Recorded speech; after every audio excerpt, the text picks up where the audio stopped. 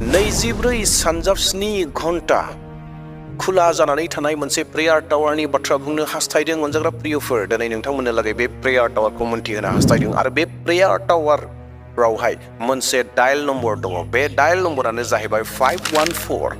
514 आव डायल खालामनाय लोगो लोगोनो नोंथाङा बै प्रेयार टावारावहाय मोनहैगोन आरो नोंथांनि दुखु दाहा, नोंथांनि जेंना, गासै बेराम आजार जा दं गासैबो जोबलांगोन। हाजोआव, हायेनाव, नोगोराव, गामियाव गोबां जायगाफोराव प्रेयार टावारफोर दङ, नाथाय बैफोर प्रेयार टावारनि बाथ्राफोरखौ आङो बुंनो नागिराखै। दिनै नोंथांमोननो जि प्रेयार टावारखौ बुंनो नागिरदों बे प्रेयार टावारा आलादा प्रेयार टावार। जि प्रेयार टावाराव 514 नाम्बार दङ आरो 24 घन्टा खुला जानानै थायो, 7 दिन खुला जानानै थायो, 12 दान खुला जानानै थायो। नोंनि थाखाय, नोंथांनि थाखाय कन्टिनिउ अपेन जानानै थायो, खुला जानानै थायो। दे अब्ला ख्रिस्ट'नि थैजों बायख'जानाय प्रियफोर, जोङो भिडिअखौ जागायजेनलांदोनि आरो नोंथांमोनखौ खावलायनो हास्थायदों नोंथांमोना बे प्रेयार टावारनि बिसय मोजाङै मोनथिनो थाखाय भिडिअखौ जागायजेननायनिफ्राय जोबजासिम नायनांगोन। अब्लासो जोबथा फारसे नोंथांमोना मोनथिहैनो हागोन बे प्रेयार टावारा बहा दङ आरो 514 नाम्बारा मा खामानि मावनो हायो। बेफोर गासै बाथ्राफोरखौ नोंथांमोना जोबनाय फारसे मोनथिगोन। अनजाग्रा प्रियफोर, लोगोसेयैनो खावलायनो हास्थायदों नोंथाङा जुदि आंनि चेनेलाव दिनैसो गोदान फैदोंब्ला आंनि चेनेलखौ साबस्क्राइब खालामना लागोन आरो लोगोसेयैनो मोनसे लाइक होगोन। नोंथांनि लाइक होनाया आंखौ गोबां थुलुंगा होयो गोदान गोदान भिडिअ लाबोनो थाखाय आरो लोगोसेयैनो हायोब्ला नोंथाङा बे भिडिअखौ शेयार खालामगोन जेन गुबुनाबो बेफोर बाथ्राखौ जेन मोनथिनानै थायो। जागायजेननाय आदम हावानिफ्राय लानानै दिनैसिम बुहुमाव जेसेबांखि मानसिफोर दङ, जेसेबांखि मानसिफोरा जोबलांबाय, गोमोरलांबाय, गासैबो मानसिनि मोदोमफोराव बेराम आजारफोरा दङमोन। दिनै बुहुमाव थानाय मानसिफोरनियाव बेराम गैयै मानसि रावबो गैया, दुखु खैफोद गैयै मानसि गैया, जेंना जायै रावनावबो गैया। बयहाबो जेंना जायो, बयहाबो बेराम जायो, बयहाबो दुखु फैयो, बयनियावबो रंजानायफोर फैयो, बयनियावबो गोबां रोखोमनि समस्याफोरा नुजायो। जेब्ला जोंनियाव बेफोरबायदि समस्या, जेंना, बेरामफोर फैयो, जोङो हाखा दावरा जायो। जेब्ला बेराम फैयो जों हाखा दावरा जायो आरो हाखा दावरा जानानै जोङो डक्टरनि फारसेसिम थाङो आरो चेकआप खालामहैयो आरो डक्टरा हानाय मानि गावनि गियानजों जाबायदि ट्रिटमेन्टखौ होनांगौ बै ट्रिटमेन्टखौ होनायनि गेजेरजों मुलिफोरखौ हरो आरो बै मुलिफोरखौ जानायनि गेजेरजों गोबां मानसिफोरा गानायफोरखौबो मोननो हायो। आरो माखासे बेबायदि बेरामफोर दङ जि बेरामफोरखौ डक्टरफोरा सारेन्डार जानो गोनां जायो। डक्टरफ्रा बुंनो गोनां जायो आं हानाय नंलिया, जों हानाय नंलिया, बियो सप्तासेनि उनाव थैसिगोन, बियो मास मोनसेनि उनाव थैसिगोन, बियो मास मोननैनि उनाव थैसिगोन, बा बियो बोसोरसेल' थांनानै थागोन, बेनि उनावहाय थैसिगोन होननानै गोबां डक्टरफ्रा बुंनो गोनां जायो। बेबादि गाज्रि परिस्थितियाव जोंनि गोबां फोथायारिफोरा, गोबां सुबुंफोरा हाखा दावरा जायो, आइखां बायखां जायो। बहा गोजोननायखौ मोनगोन, बहा हामजानायखौ मोनगोन, बेरामिया बबेयाव थाङोब्ला रंजानायखौ मोनगोन, बेरामिया बबेयाव थाङोब्ला बेरामखौ सोखाजानायखौ मोनगोन, बेफोरबायदि हाखा दावरा जायो। आरो जोंनि मण्डलिनि फोथायारिफोरा, जोंनि ख्रिस्टियान सुबुंफ्रा गोबां प्रेयार टावारफ्राव थाङो, प्रेयार टावारफ्राव लांनानै आर'ज खालामजाहैयो आरो गोबां मानसिफ्रा सोखाजानायखौबो मोनदों। इसोरनि सोमोनांथाव खामानि मावनायफोरखौ बै प्रेयार टावारफोरावहाय मोननोबो हादों। बैफोर प्रेयार टावारफोराव सोखाजानायनि थाखाय बे इसोरनिनो मान मर्यादा गौरव प्रशंसा जाफ्लायथों। प्रेज द लर्ड। बे इसोरनि बाख्नाय जानाय जाथों। बै प्रेयार टावारफोराव गोबां खामानिफोर जादों। नाथाय अनजाग्रा ख्रिस्ट' प्रियफोर, दिनै आङो नोंथांमोननो जि प्रेयार टावारखौ बुंनो थांनो नागिरदों, बै प्रेयार टावारा बैफोरबायदि प्रेयार टावारनिख्रुइबो गोबांसिन इफेक्टिभलि खामानि मावग्रा, मोजांनिख्रुइबो मोजांसिन खामानि मावग्रा इसोरनि आत्माया खामानि मावदों। दा बै प्रेयार टावारखौ आं नोंथांमोननो बुंना होनो नागिरदों अनजाग्रा प्रियफोर। जि प्रेयार टावारनि नाम्बारा 514, जि 514खौ नोंथाङा डायल खालामोब्ला नोंथांनि दुखुआ गैयै जागोन, नोंथांनि समस्याफोरा गैयै जागोन, नोंथांनि बेराम आजारफोरा गैयै जागोन, नोंथांनि जि जेंना सोलिबाय थानाय बै जेंनाफोरा गैयै जागोन, नोंथांनि फाफफोरा निमाहा होजागोन। बे 514 जि प्रेयार टावार दङ बेयावहाय माब्लाबाबो केन्सेल जानाय नङा। बियो 24 घन्टा सार्भिस होयो, 12 दान सार्भिस होयो, सानफ्रोमबो सार्भिस होबाय थायो, सानफ्रोमबो नोङो बेयावहाय अपेन मोननो हागोन। दासान्दि इन्टारनेटआव मोनसे भाइराल भिडिअ एबा भाइराल मोनसे बिजनेसनि बाथ्रा जानानै दङ। बे जाहैबाय BSNLनि बाथ्रा, BSNL सिमनि बाथ्रा। दिनै जिअ दङ, भडाफन दङ, गोबां रोखोमनि सिमफोर दङ, एयारटेल दङ। बेफोर सिमफोरा गोबांनिख्रुइ गोबां सार्भिस टेक्सफोरखौ बारा लाबाय, फैसाफोरखौ बारा लादों। दा बेयावहाय BSNLआ ओरैबायदि मोनसे एडभार्टाइज होगासिनो दङ जेरावहाय BSNLआ खम फैसायावनो गोबां डाटाफोरखौ होगोन, कल्स लिमिटफोरखौ होगोन, आनलिमिटेड मेसेजफोर होगोन, आनलिमिटेड कल्सफोरखौ होगोन।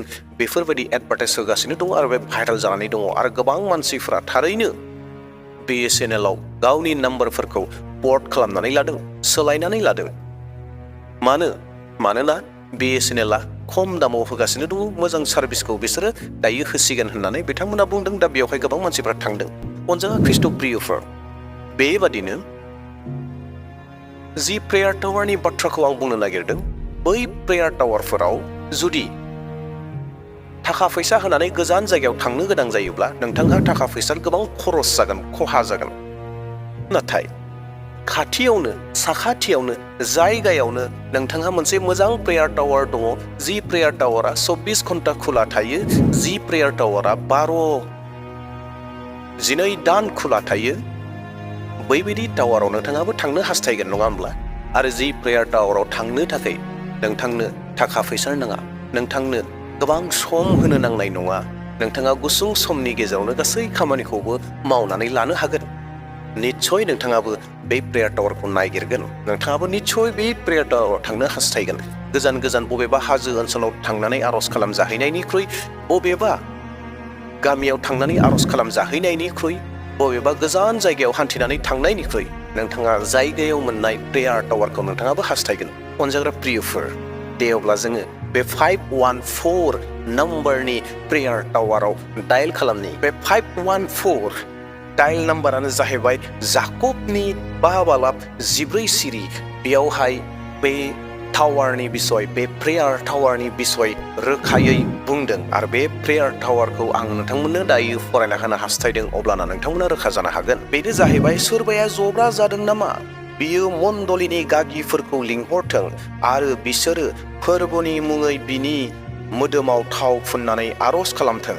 बे फोथायनायजों आर'ज खालामनाया जब्राखौ सोखागोन, फोरबोआ बिखौ मोजां खालामफिनगोन आरो बिनि मावनाय पापफ्रा निमाहा होजागोन। प्रेज द लर्ड। मा सोमोनांथाव प्रेयार टावार बियो अनजाग्रा प्रियफोर, नोंथांमोना मोनथिबायना?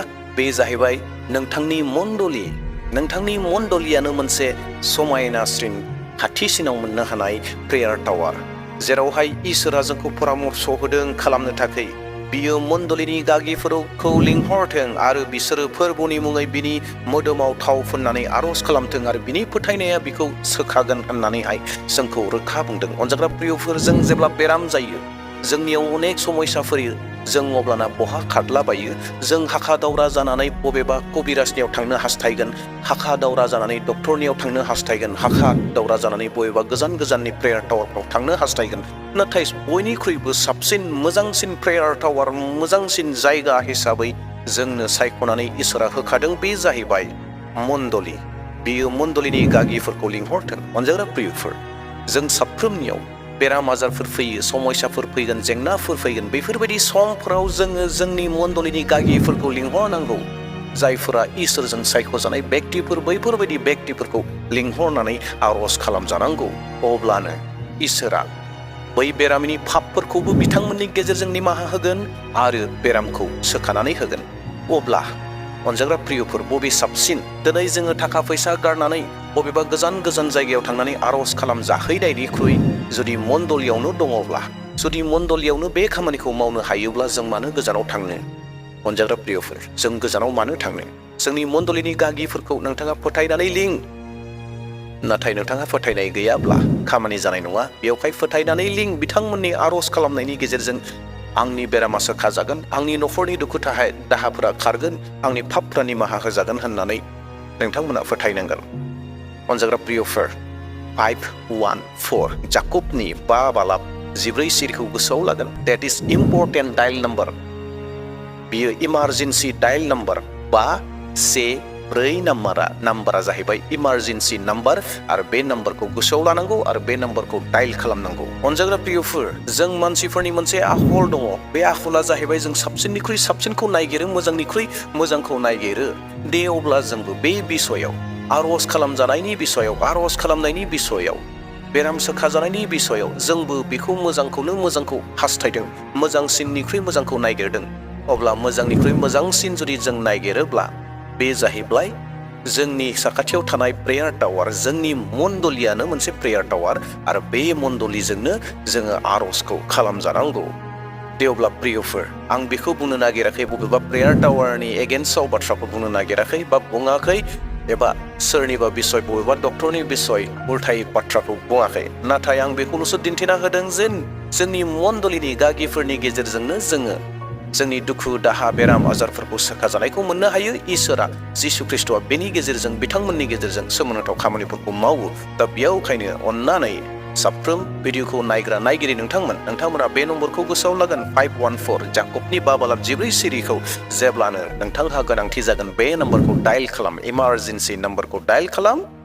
देट मिन्स मण्डलिनि गागिफोरखौ लिंक आरो आर'ज खालाम, जा नोंनि पापफोरा निमाहा जागोन आरो नोंथाङा बेरामनिफ्राय सोखानायखौ मोनगोन आरो सुख गैयै जिउब्ला सुख गोनां जिउ, सान्ति जिउखौ मोननो हागोन। दे अब्ला प्रियफोर, दिनैनि भिडिअखौ बेसेबां दोनथ'नो हास्थायबाय। नोंथांमोना बे गोदान प्रेयार टावारखौ मोनथिबाय। बे गोदान प्रेयार टावारानो जाहैबाय मण्डलिनि गागिफोर। आरो इमारजेन्सि नाम्बारनि बाथ्राखौ 51फोरखौ मोनथिबाय, बे जाहैबाय जाकबनि 5 सिरि। दे अब्ला उननि समाव मोनसे गोदान टपिक लाना फैफिनबावसिगोन। दिनैनि थाखाय बेसेबां दोनथ'नो हास्थायबाय। प्रेज द लर्ड, हालेलुया, जय मसीह होननानै बिदाय लाबाय। Thank you.